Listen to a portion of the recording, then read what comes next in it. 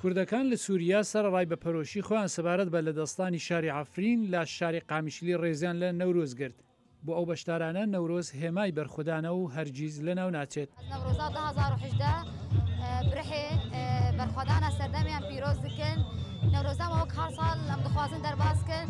بەسەم نەورۆز گەلکی مختلفش نەورۆزێتش بەر عەفرینان گەلکی غەمگینە بەس چۆن ناتوان دەرنەکەن.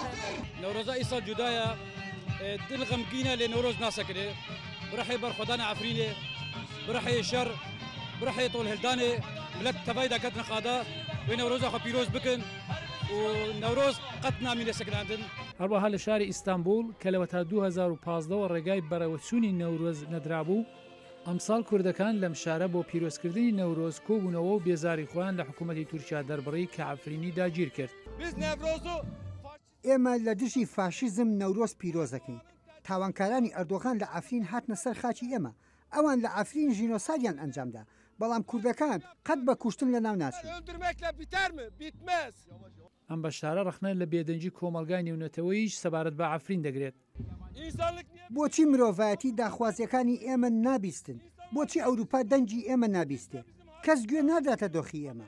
ئەردۆغان بەو کارەی ناتوانێت بە خەونەکانی بگات. عەفرین هی کوردانە نەک هی تورکەکان. ئەردۆغان دەیەوێت ئیمپراتۆری عوسمانی سەر لە نوێدا مەزرێنێتەوە، بەڵام سەرکەوتوو نابێت مەگەر خەونی پێوە ببینێت.